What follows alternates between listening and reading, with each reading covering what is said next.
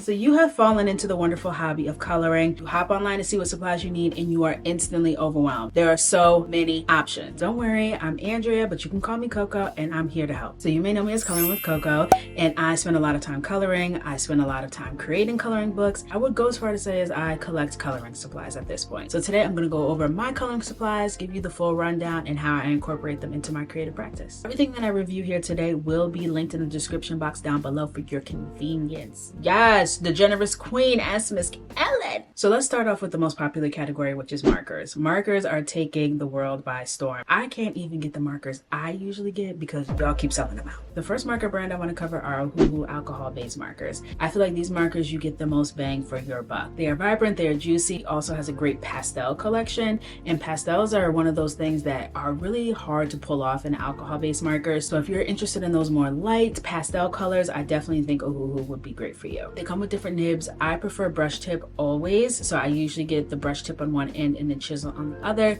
but you can also get fine point. These markers are super smooth, and what really gives you that smooth finish is that they are alcohol based. If you are someone who has used Crayola markers in the past and you see the constant streaking and the patchiness, that is primarily caused by it being water based. And although water based usually doesn't leak through the back of your page, which can be a benefit, it doesn't give you that smooth professional finish that a lot of us are craving when we get in our coloring books. I also love Caliart Markers, which is kind of an Ohuhu dupe if you ask me. A lot of the marker names are even the same. They are slightly less expensive than Ohuhu Markers, and they are very, very comparable. What I will say is I do go through them a little bit faster, so I don't think they have as much ink in the barrel, which could be how they're saving costs and keeping that price down. But if you're someone who's just starting out, Cali Art Markers are usually what I recommend because you're putting a little bit of investment in, but not too much up front. In case you are a hobby hopper and you're not going to stick around for the coloring trend, no need to break the bank right off the bat, you know what I'm saying? Arrtx Markers are something that I've dabbled in. I have their skin tone set, and what's very interesting to me about Arrtx is that they are an ashy marker, and that sounds like a negative, but sometimes you just need a little ash. There's something about it being a little desaturated that I kind of like from time to time, because then when I layer different mediums on top of it, I can bring in the vibrancy without competing with the marker base underneath. So I think there's a time and a place to use these kind of skin tones, but it's not my everyday go-to marker. The price for these is very comparable to Ohuhu markers as well, but the caps don't fit on the back of the marker. That'll do it for me every time. That will send me straight into orbit. You're telling me you want my caps to grow legs and walk away. Next are Grabie markers. So Grabie actually sent me some of their alcohol-based markers, and I actually really enjoyed them. They are juicy. The Grabie markers perform really well. They're very smooth. They're easy to use. The colors are very vibrant and pigmented. With the set of Grabies that I have, I don't see a lot of pastels in there, so I can't really attest to that. The colors are very rich and vibrant, and again, the caps don't fit on the back. Oh.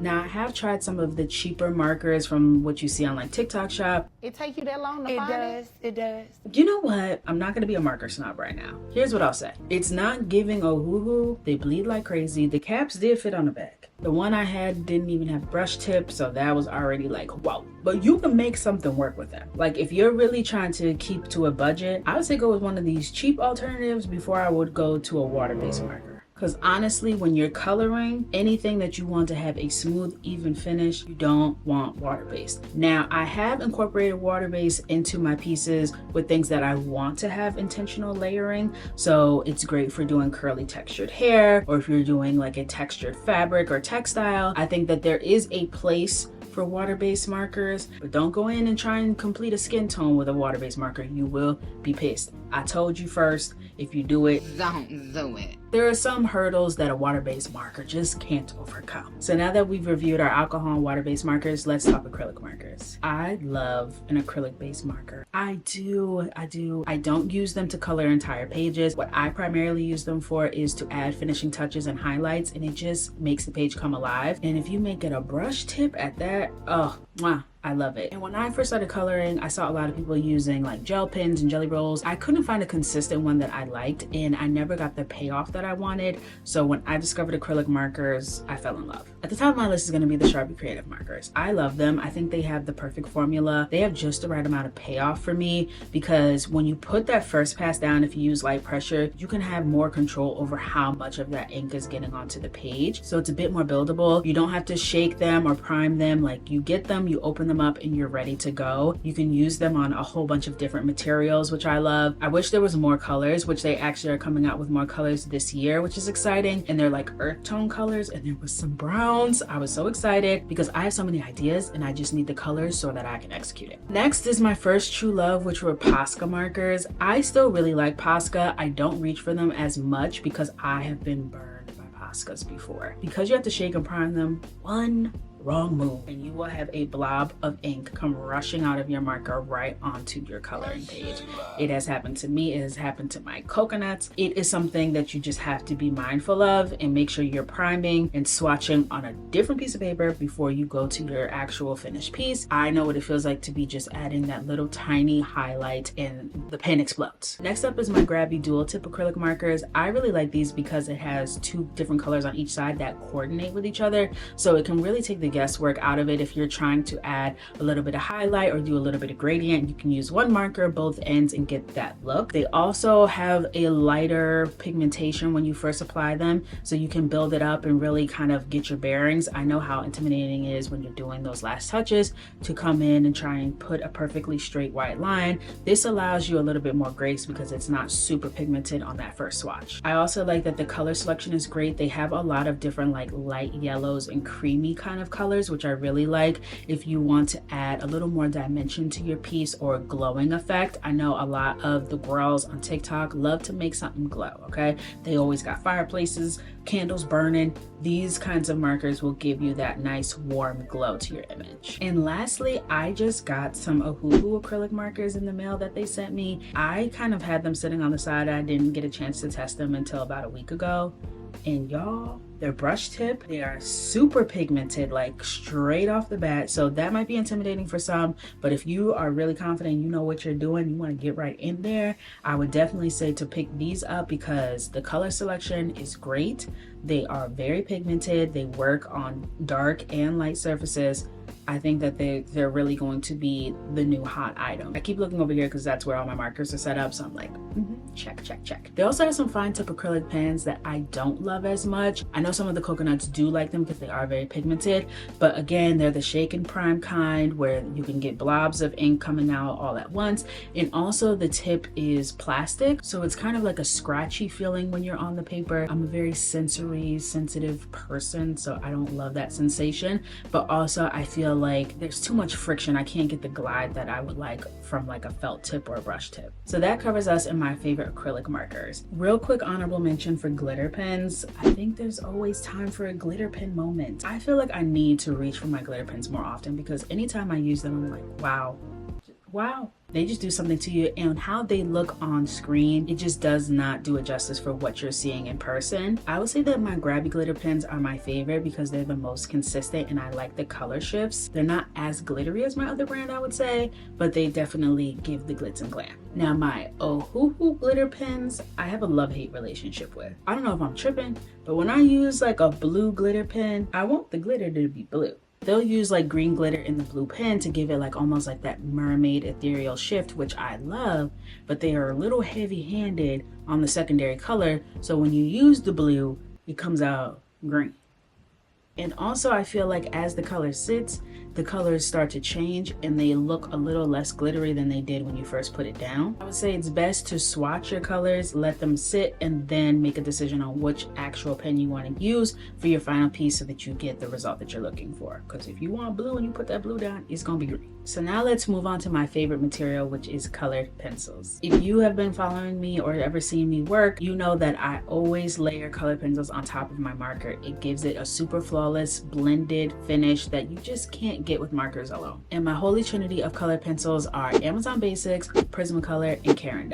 Why? Because it runs the full gamut of different price ranges. I get all the colors that I need and they work really well together. First, let's talk Amazon Basics. I think this is the perfect color pencil for someone who's just getting started. You get over 70 colors for a very decent price. They come to you super quickly. They have the colors that you need. They sharpen really well, and you will be able to get a really nice finish with these. You're not going to get as smooth of a finish as you will with a more expensive colored pencil, but you will get what you need, trust me. It's something that I think is a great addition to anyone who's just starting out. If you've been coloring for a while or you're ready to put a little bit of money where your mouth is on this new hobby, I would say Prismacolor is the next step for you. Prismacolors hit the sweet spot for me. They're a little bit pricier, but what you're getting for that price, the quality speaks for itself. You can get a really flawless blended finish with Prismacolors. They have so many different kinds of sets, so you can pick the colors that best work with your art style, and they're very accessible. You can go to Michael's or any local craft store and pick them up and bring them home that day. They're just gonna always be my overall top pick because I like that price and quality combo. It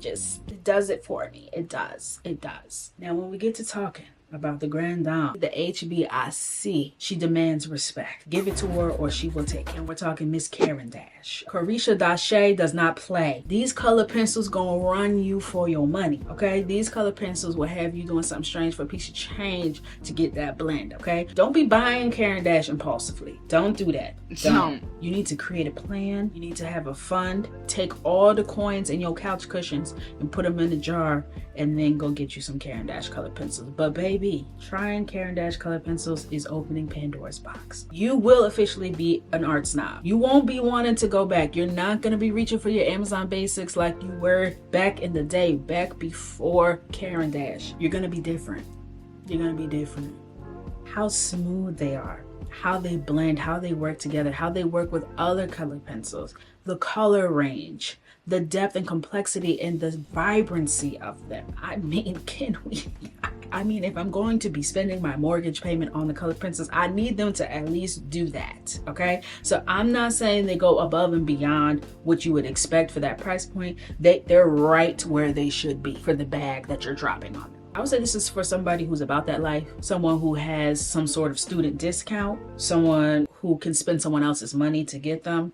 I wouldn't say if you're just getting into the ring to go for Caran Dash. In fact, I forbid it. Because at the end of the day, your materials can only do so much. And we're gonna work together. We're gonna work together to get the skills there, because a lot of the time when I get messages saying, oh, my Ohuhus are streaking or my colored pencils are patchy, and you tell me, you know, the brands that you're working with, I'm like, well, I know those to be high quality.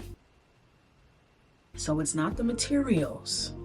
So we'll work on that separately. But Caran Dash is something that you invest in and treat yourself to when you have proven yourself to be consistent and committed to the hobby. I do not condone anyone dropping all their coins on these color pencils only for you to start crocheting in a week.